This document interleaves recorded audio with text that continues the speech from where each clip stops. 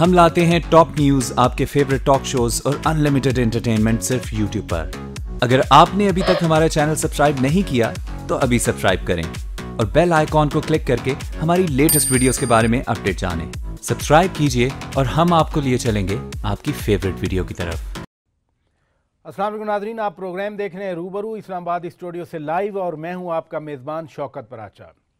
आलमी सतह पर गुज़श्ता हफ्ते के पाकिस्तान से मुताल्लिक़ कुछ वाक़यात परेशान कुन हैं।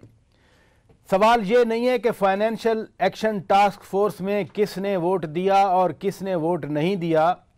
असल मसला ये है कि पाकिस्तान के हवाले से कुछ हमारे बारे में, कुछ पाकिस्तानी कौम के बारे में कुछ ज़्यादा हौसला अफजा बातें सामने नहीं आईं और ख़तरात तो अभी भी हैं कि 3 महीने के बाद क्या होगा।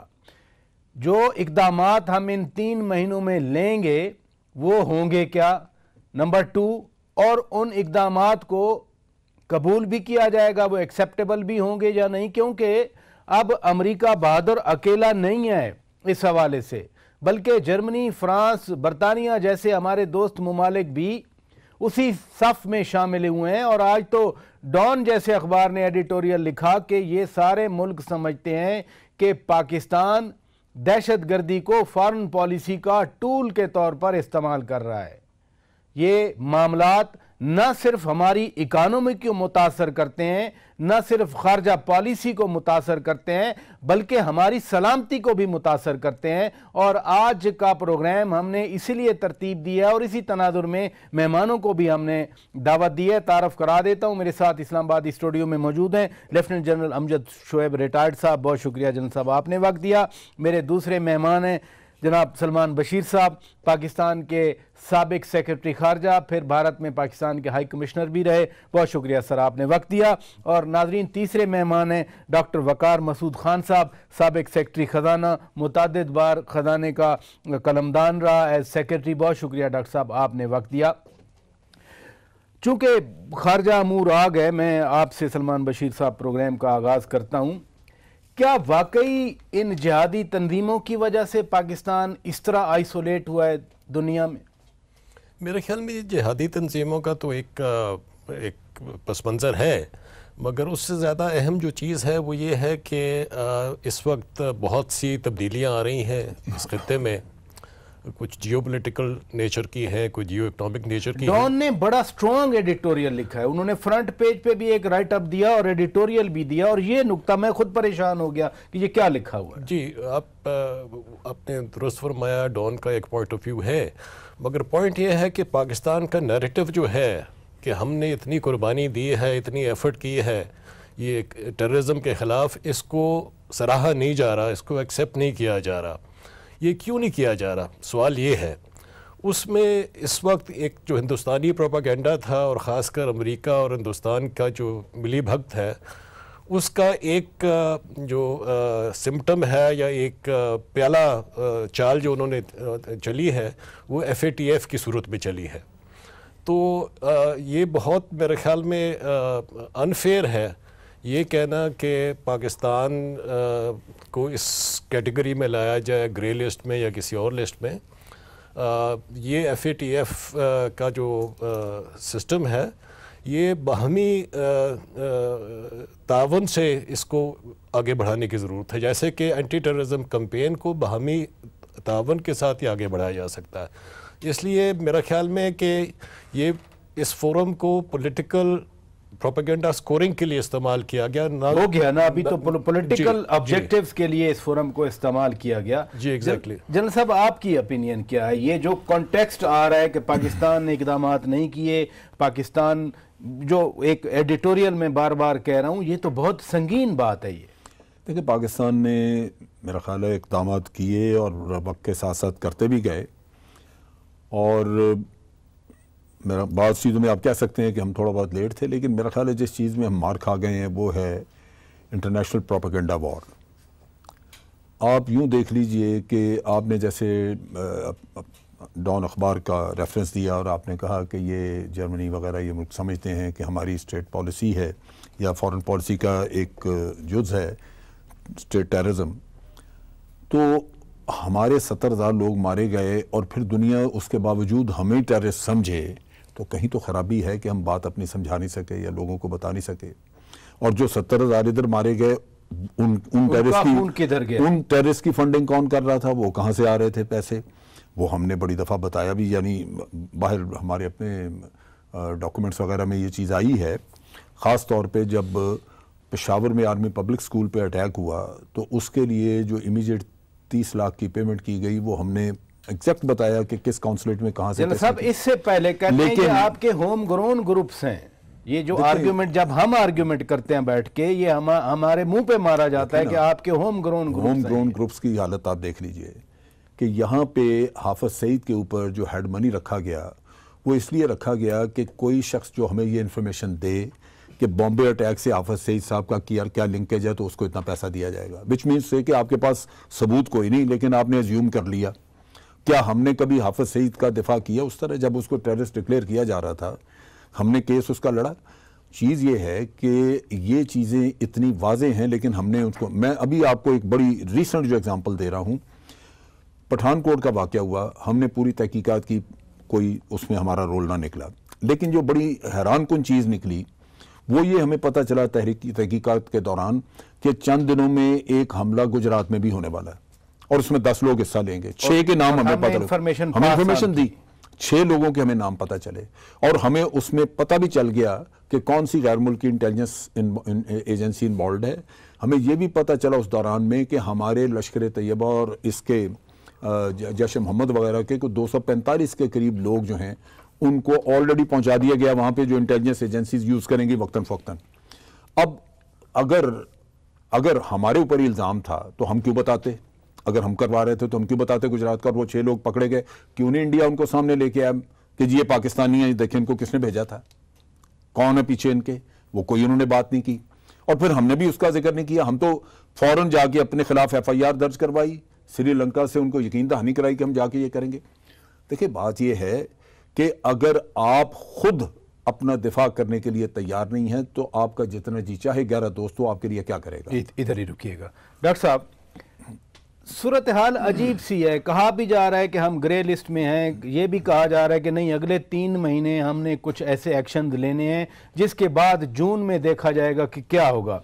जब जून की बात करते हैं, अब for example oil prices, petrol prices बढ़ रही हैं दुनिया में, हमारे ऊपर बहुत सारा बर्डन है, पहले हमारे ऊपर कर्जे हैं, हमने उनकी रीशेड्यूलिंग कराई या फिर अब हम रीपेमेंट कर रहे हैं, तो इकानमी का बनेगा क्या? तो खतरनाक सूरत हाल है डॉक्टर साहब। बहुत शुक्रिया शौकत साहब। देखिए पहले तो ये बात, जो चीज़ें हमें मालूम है वो ये कि जो पब्लिक स्टेटमेंट आया है FATF का, उसमें हमारा कोई जिक्र नहीं है। तो ये तो बिल्कुल सादे सी हकीकत है जिसके ऊपर मतलब कोई इख्तलाफ नहीं हो सकता। फिर हमारे मुशीर ख़जाना मिफ्ता इस्माइल साहब ने एक TV प्रोग्राम के अंदर कुछ तफसील बताई है जो निस्बतन मायूस कुन है, और उसमें उन्होंने ये तासुर दिया है कि हमें ये समझना चाहिए कि हम ग्रे लिस्ट में शामिल हैं, और ये कि 3 महीने के बाद जो है हमारी जो भी कारकर्दगी है उसका दोबारा जायज़ा लिया जाएगा। अच्छा, इस पर मैं ये अर्ज़ कर दूं कि देखिए जब हम वहाँ गए हैं तो उससे पहले इक़दामात किए हैं, और जो सबसे बड़ी कमज़ोरी थी वो दूर करके गए थे अल्हम्दुलिल्लाह। और वो कमज़ोरी थी कि हमारा जो एंटी टेररिज्म का लॉ है उसके अंदर ये अथॉरिटी चाहिए थी कि जनाब फाइनेंशियल सेक्टर से बाहर की बातें हो रही हैं, फाइनेंशियल सेक्टर की बात नहीं हो रही, फाइनेंशियल सेक्टर में कोई टेररिस्ट नहीं घुस सकता, लेकिन उनकी सरगर्मियां हैं, जैसे चंदा जमा हो रहा है, उनका कोई चैरिटी का कोई इदारा चल रहा है, एम्बुलेंसेस की बात हो रही है, स्कूल्स की बात हुई, तो उन्हें ये दबाव था कि उनको बंद किया जाए। अच्छा, और ये सूबाई हुकूमतों की उमूमन ये जिम्मेदारी होती है, लेकिन अब वफाकी हुकूमत ने ये तरमीम कर ये एक ऑर्डिनेंस, प्रेसिडेंशियल ऑर्डिनेंस आया, उसमें ATA में अमेंडमेंट करके फ्रीजिंग को उसमें शामिल किया गया, तो लिहाजा और फिर ये हिदायत भी दे दी गई और उसके तहत कार्रवाई भी हो गई, टेक ओवर भी कर लिया। तो अब ज़ेर इंतज़ाम आ गए हैं हुकूमत के ये तमाम इदारे। अच्छा देखिए, ये चीज़ अभी जनरल साहब फरमा रहे थे कि भाई हाफिज सईद को 6-7 मरतबा पकड़ चुके हैं आप, उनके ऊपर मुंबई के जो हमले हैं उनके मुतालिक सबूत किसी अदालत के अंदर हम नहीं ला सके। और ये देखने की बात है, और मैं तो चाहता हूँ, बल्कि मैं कहूँगा फॉरेन ऑफिस और इनको चाहिए कि ये यूएन के पास दोबारा जाएं और उनसे कहें कि भाई आपने इनको डलवा दिया है, आपने कोई हमें इनके खिलाफ सबूत नहीं दिए, हम कैसे इनको अदालतों से, ये आइन के मुताबिक मुल्क चल रहा है, कानून है, अदालतें हैं, उनके अंदर हमें लेके जाना है। ज़बरदस्ती तो हम किसी को पकड़ के डाले नहीं रख सकते सारी ज़िंदगी के लिए जेल में। अगली बात आपने ये कही कि तो अभी ये खतरा है कि जनाब ये कितना दुनिया देखती है इसको, कि कितना भरपूर हमारा, यानी सो फार आप फरमा रहे हैं कि उस स्टेटमेंट में पाकिस्तान का नाम नहीं है तो कुछ नहीं है अभी। 3 महीने का यानी ग्रेस पीरियड मिला है, पॉज जिसको फॉरेन मिनिस्टर कह रहे थे। मैं अर्ज करूं, ये वजाहत नहीं है कि ये कोई मौखर किया गया है, कोई आर्जी तौर पर जो है हमें कोई किसी किस्म की का वक्त दिया गया, अभी ये बातें वाजे नहीं हैं। लेकिन मैंने आपको जो कुछ मिफ्ता इस्माइल साहब ने कहा वो आपके सामने रखा। अब मैं आ जाता हूँ उस बात पे। देखिए 2012 से 2015 तक हम इस फहरिस्त के अंदर रहे, और हमारी उस वक़्त तो जो हमारी AML रिजीम है उसके अंदर खामियां थी। हमारे जो फिस्कल लॉज हैं वो AML से बाहर थे, उनको हमने दूर किया। हमारे पास ATA के अंदर ये हर दहशतगर्दी के वाक़े के अंदर ये तहकीक करना कि जनाब इसमें फाइनेंसिंग कहाँ से आई है वो शामिल नहीं था। वो तमाम चीज़ें हमने की, लॉज को इम्प्रूव किया, और फिर सर हमने अपनी लॉ इन्फोर्सिंग एजेंसीज की कैपेसिटी बनाई। हमारा तो एक SHO वो सिर्फ कत्ल में जाकर ये पकड़ता है कि कत्ल किसने किया है, वो जाकर मनी लॉन्ड्रिंग देखे और फाइनेंसिंग देखे, उसकी ट्रेनिंग नहीं है, वो भी हम कर रहे हैं। और दीगर FATF के ममालिक जो हैं हमारे साथ ताउन भी कर रहे हैं इसमें ट्रेनिंग वगैरह मुहैया करने में। अब हम इस बात पे आ जाते हैं कि इसके क्या मुज़मरात होंगे। देखिए यानी कि वाकई हमारे पिछली दफ़ा भी आपके प्रोग्राम में आए, कुछ तो इमर्जिंग चैलेंजेस हमारे सामने आ रहे हैं जो दुनिया में हो रहे हैं, उसके ऑयल प्राइस वगैरह, और ये हमारा बजट डेफिसिट ऑफ ट्रैक हो रहा है, करंट लोन्स हैं हमारे, एक्सटर्नल इंटरनल लोन्स हैं। लेकिन इस बात से कोई चीज़ खुद ब खुद ऑटोमेटिकली, ये कोई सैंक्शन की रिजीम नहीं है, ये समझना बड़ा जरूरी। अच्छा अब देखिए इसमें क्या हुआ, यानी ये पाबंदियां नहीं लगा सकते। सर मेरी बात आप जरा से, मैं चाहता हूं कि मैं जनरल साहब की बात को आगे बढ़ाऊं। ये देखिए कि ये ऐसा वाकया कभी नहीं हुआ। 12 में भी लगी, आप भी यहाँ प्रोग्राम करते थे, ऐसे आपके तो इल्म भी नहीं हुआ कि 12 में हम लग गए। किसी को इल्म नहीं हुआ कि ना इतनी हाइप आई, ना इतने डर खौफ हुआ। अब ये हुआ कि इन्होंने इस इजलास से पहले वॉशिंगटन में स्टेट डिपार्टमेंट ने एक प्रेस कॉन्फ्रेंस की, उसके बाद सारा बेड़ा उठा लिया हिंदुस्तान की मीडिया ने, और उन्होंने जो है 6 दिन तक ये मसलसल डंडोरा स्पीकर बजाय रखा कि जनाब पाकिस्तान अब ये होने वाला है और पाकिस्तान पे भाई तबाही आएगी, और हमारे यहाँ खौफ व हरास फैला।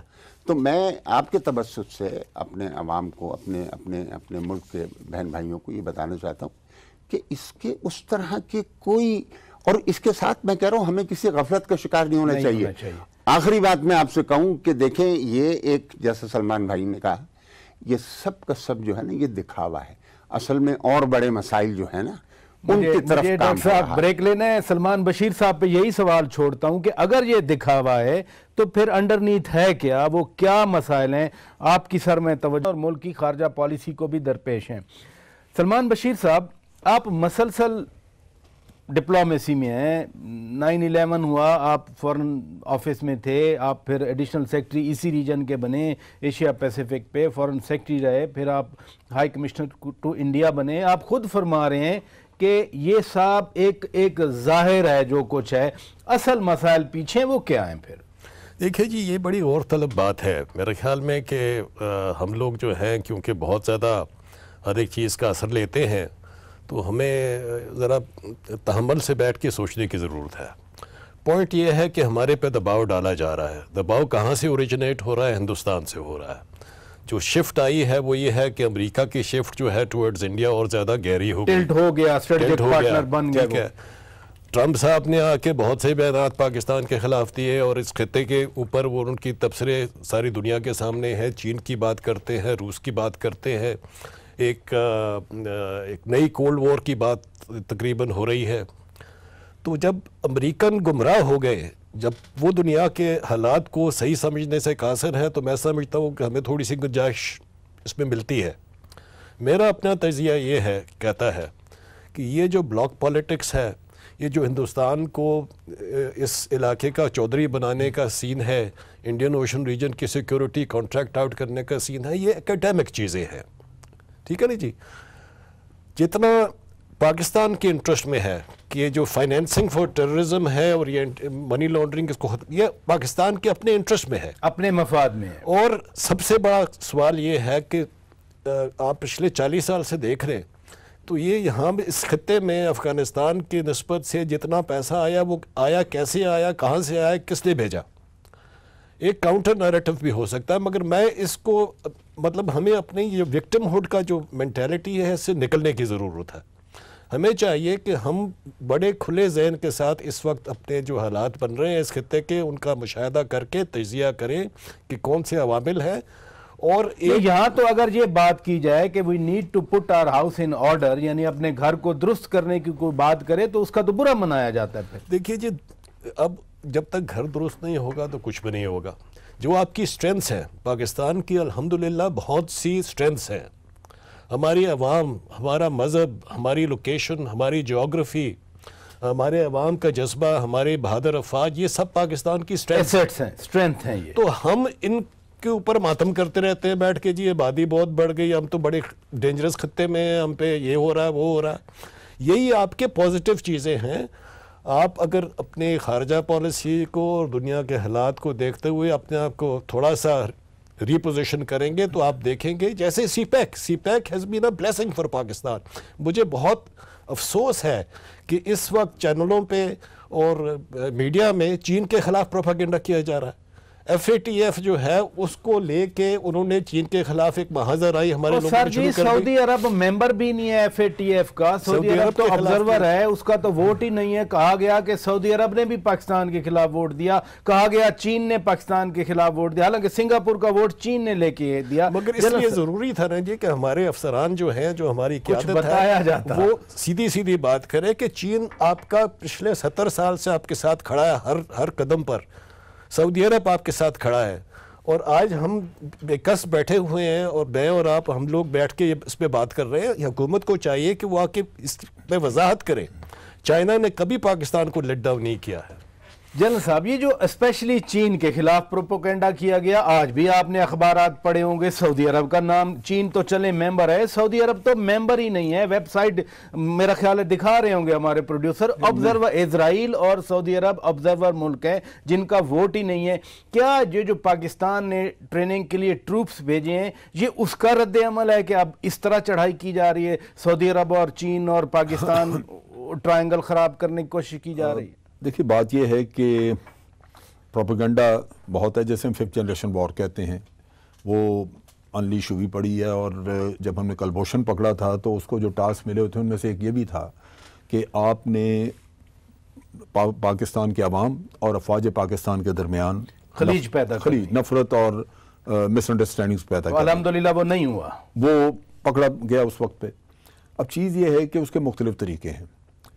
एक तरफ तो जो इकनॉमिक कॉरिडोर है उसके लिए फिजिकल स्टेप्स बाज़ हैं जो इनिशिएट की जा रहे हैं, जिसका मैं अभी जिक्र करता हूँ, लेकिन बाज़ ये प्रोपेगेंडा वॉरफेयर के ज़रिए, क्योंकि जब तक पाकिस्तान के अंदर से सीपैक की मुखालफत नहीं उठेगी, सीपैक किसी न किसी तरह आपके डिटर्मिनेशन के ज़रिए चलता रहेगा।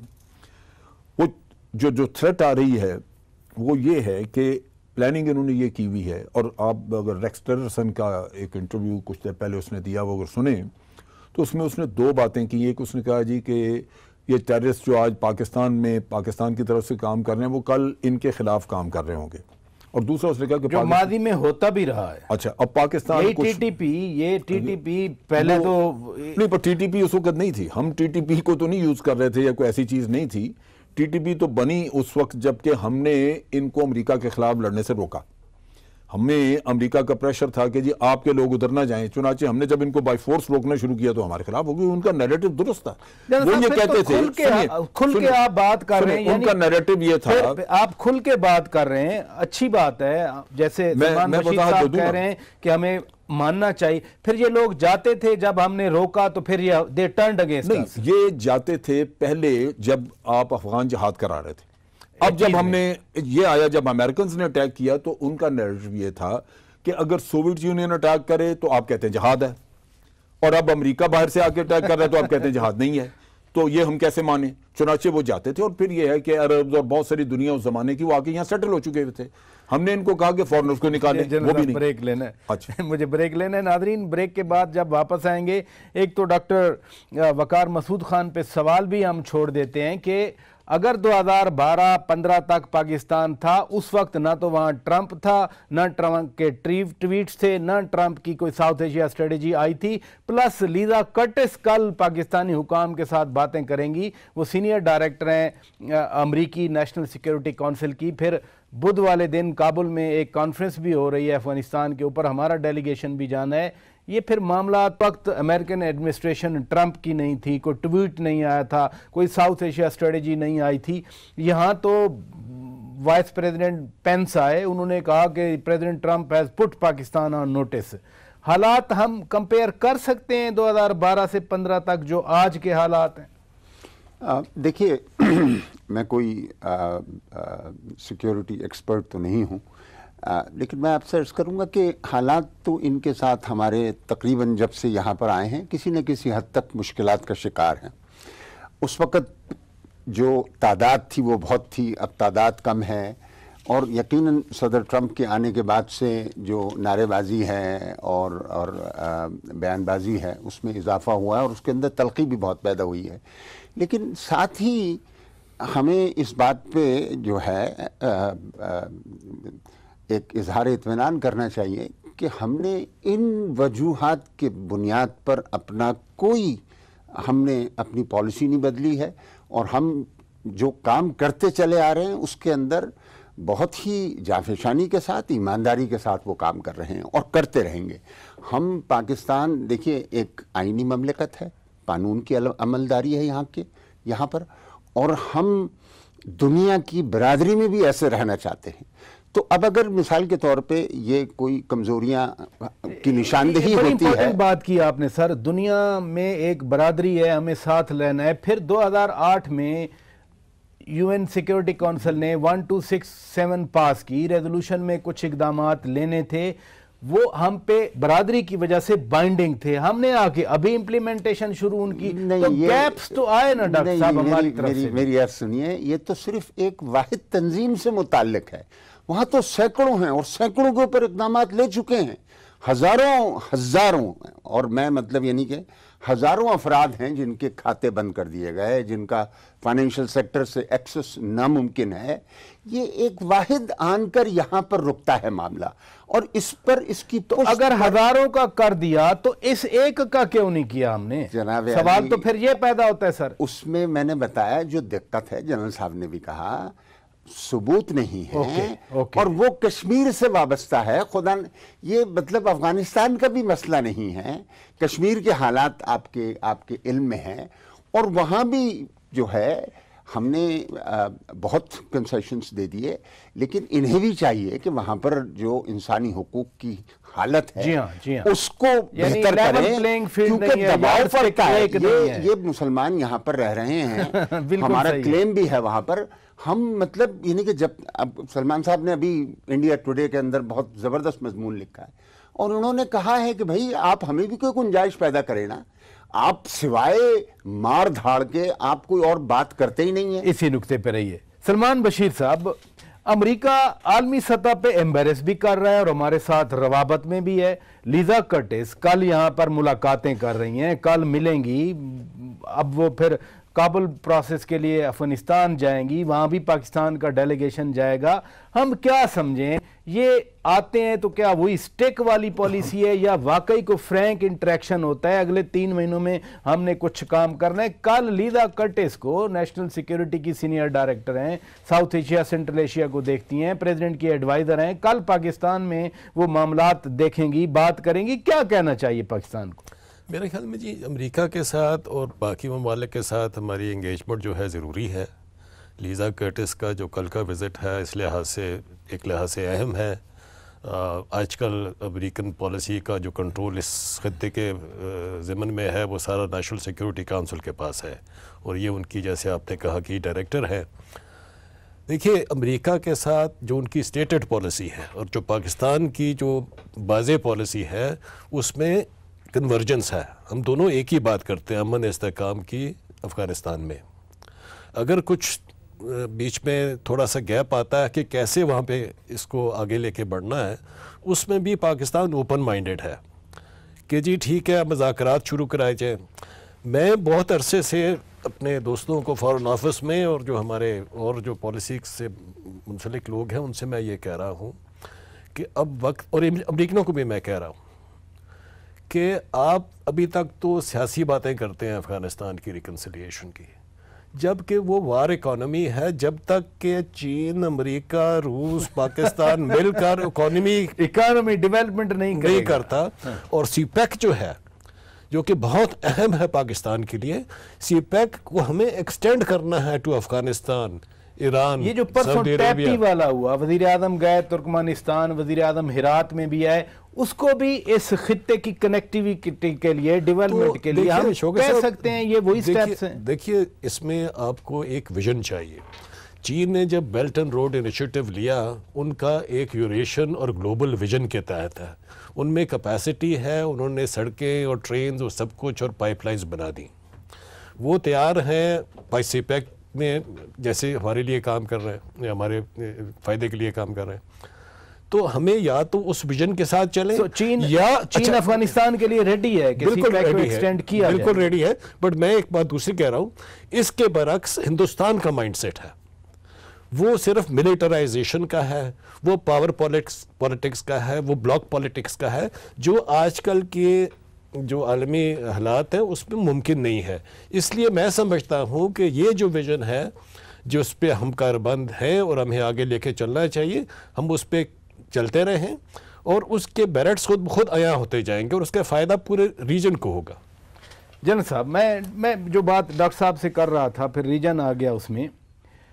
हमने अभी भी बहुत सारे इकदाम लिए। मसलन 19 दिसंबर को SCCP ने एक नोटिफिकेशन इशू किया। उन्होंने कहा कि जी कैश डोनेशन की ममानियत होगी। फिर वो प्रेसिडेंशियल ऑर्डिनेंस की बात हो रही थी, वो हुआ। इन चीज़ों को क्यों नहीं माना जा रहा आलमी सतह पे? क्यों नहीं मानते वो लोग? आपने जो कुछ अभी तक किया है इससे 10 गुना और कर लें, लेकिन वो नहीं माना जाएगा क्योंकि there is a different design which is being implemented है। आप देखिए कि जो नेशनल स्ट्रेटजी स्टेटमेंट अमेरिका ने दी है उसमें उन्होंने बड़ा वाज़ेह आइडेंटिफाई किया कि उनका आगे कंपेटिटर या एडवर्सरी कह लीजिए वो चाइना है। रशिया को भी उन्होंने आइडेंटिफाई किया, लेकिन mainly they are focusing on China. फिर चाइना की ग्रोथ सीपैक के ज़रिए उसको एक्सेस देना इंडियन ओशन में, वो भी स्ट्रेट ऑफ हॉर्मज़ के सामने। और जो इतना उन्होंने इंडिया के ऊपर इन्वेस्टमेंट और सारा चक्कर इसकी एनसर्कलमेंट की जो थ्योरी लेके चले थे कि जी उनको मलाका स्टेट्स में ब्लॉक कर दिया जाएगा और इंडो पैसिफिक जिसका भी जिक्र करते हैं। डिजाइन तो फिर हम ये एक्शन क्यों ले रहे हैं? हमें नहीं लेना चाहिए। फिर एम्बुलेंसेस को टेक ओवर नहीं करना चाहिए, अस्पतालों को नहीं, स्कूलों को नहीं। वकार भाई ने बड़ी वाज़ेह बात की कि बहुत सारी चीजें हमने अपने मफाद में भी करनी है। अगर हम टेररिज्म को कंट्रोल कर रहे हैं या टेररिस्ट को सजाएं देते हैं तो ये इसलिए नहीं कि हमें अमेरिका कह रहा है, हमने बारहा कहा कि हमने ये जंग लड़ी। तो फिर जनरल साहब आप अपने मफाद के लिए भी कर फरमा रहे हैं कि हमें अपने घर को दुरुस्त करना जरूरी है। वो तो है, वो कहीं भी किसी भी घर की बात। ख्वाजा आसिफ ने बात की, फॉरेन मिनिस्टर ने, उसको माइंड किया गया। एहसन इकबाल साहब ने बात की, माइंड किया गया। इवन उनकी अपनी पार्टी के लोग कह रहे थे कि ये तो दुश्मनों की बात को आप स्ट्रेंथन कर रहे हैं। उस कॉन्टेक्स्ट में दे रहे हैं, डिफरेंट कॉन्टेक्स्ट में। देखें, बात यह है, हाफिज सईद के कॉन्टेक्स्ट में ये बात उन्होंने की थी जो गलत है। हाफिज सईद जो है उसको आज दिन तक अगर कोई सबूत किसी के पास है तो हुकूमत ने सजा क्यों नहीं दिलवाई? उसको हम जबरदस्ती बंद करते रहे। सो अगर आप उसके रेफरेंस से कहें कि मैंने I have to put my house in order, आप गलत कह रहे हैं। उसकी वजह यह है कि आप ऑलरेडी एक प्रेशर के नीचे आके उस बेचारे को उस पर चढ़ दौड़े। अच्छा, अब अगर आप इन लोगों से नाजायज करेंगे, ये हाफिज सईद है, उसके फॉलोअर्स बेतहाशा हैं। अब वो अगर नहीं दहशतगर्दी कर रहे, आपके पास सबूत भी कोई नहीं, तो आप उनके साथ अगर ज्यादती करेंगे तो यही लोग टेररिस्ट बन के आपको मारेंगे जो आपके यहां पहले पंजाबी तालिबान बने हैं। So there is something which is very serious. आप अपने लोगों को बिला वजह सिर्फ इसलिए कि इंडिया ख्वाहिश करता है, अमेरिका कहता है, आप उनको लटकाना शुरू कर दें। How can you do that?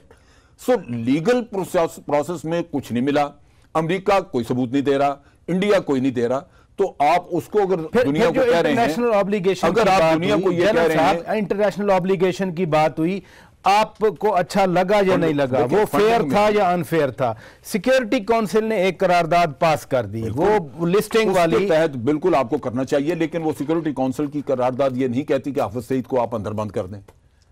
It is not demand, वो उसमें है ही नहीं उसकी एसेट्स फ्रीज वाली तीन चीजें हैं, ट्रैवल बैन किया जाए, एसेट्स फ्रीज किया जाए, जब तक सिक्योरिटी काउंसिल की करारदाद मौजूद है वो करें। आप जो भी दुनिया में कानून होता है प्रोस्क्राइब करने का, पाबंदी लगाने का, उसमें जिस पे पाबंदी लगाई जाती है उसको ये इस्तेहकाक भी हासिल होता है कि वो उस मजाज अथॉरिटी से कहा कि जी आपको गलतफहमी हुई है, मैंने कोई ऐसा नहीं किया काम कि आप मुझ पर पाबंदी लगाएं।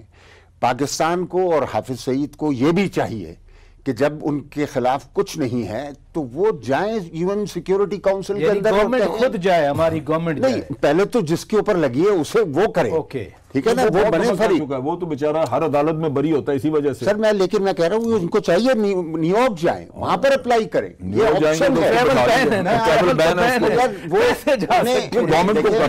वकालतन जा सकते हैं, उन्हें खुद नहीं जाने की जरूरत, वकालतन जा सकते हैं। बट शौकत साहब, ये हाफिज सईद का मामला नहीं है, ये इसके बहरकात फ़र्क है, ये हमें समझने की ज़रूरत है। हाफिज सईद साहब ये स्ट्रेटेजिक डायमेंशन की बात है, ये हम लोग समझ नहीं रहे कि ये क्या है, सारा ये खेल क्या है। ये अगले 3 महीने, तो तभी कहा कि इससे 10 गुना ज्यादा भी कर दें तो ये अगले 3 महीने के बाद क्या होगा सर? फिर 3 महीने के बाद क्या होगा? देखिए, मैं जैसे आपसे कह रहा हूँ कि हमें एंगेजमेंट अपनी बढ़ानी है, हमें अमेरिका से भी करनी है गुफ्तगू, उनके भी मफाद यहाँ पर हैं, चाहे जितना भी हिंदुस्तान को उठाएंगे, पाकिस्तान के बगैर उनको गुजारा नहीं है। दूसरा ये है कि चीन के साथ, रूस के साथ, तुर्की के साथ, सऊदी अरब के साथ, इन सब के साथ एंगेजमेंट बढ़ानी है। मगर हमारे लेकिन सर कैसे, हम तो इतने फंस गए अंदर, नहीं सारा दिन क्या होता है, ना कोई लीडर बच्चा है बाकी, ना कोई बात करने के लिए रह गए, हमारी टोटल तवज्जो किधर रही है? नहीं, तवज्जो नहीं है। मैं आपसे मुत्तफिक हूँ कि हमारी इस वक्त जो है तवज्जो थोड़ी सी बिखर गई है, इसको इकट्ठा, और जून में तो फिर केयरटेकर गवर्नमेंट आ जाएगी, जिनके पास तो कोई इतना बड़ा मैंडेट भी नहीं होगा फैसला करने का। यानी समर तो जो मगर इंस्टीट्यूशंस तो अपनी जगह पर है ना जी, मौजूद हैं जी। इंस्टीट्यूशंस को चाहिए कि वो अपना जो उनका मैंडेट है उसको पूरा करें। वहाँ पे क्लैरिटी चाहिए, विजन चाहिए। और मेरे ख्याल में हमारे जो भी पार्टीज़ हैं जो सियासत में है, वो सब इस पे मुतफिक है कि सिक्योरिटी को बढ़ाया जाए, टेररिज्म को ख़त्म किया जाए, तरक्की के मनाजिल तय किए जाएँ। तो इसमें क्या मसला?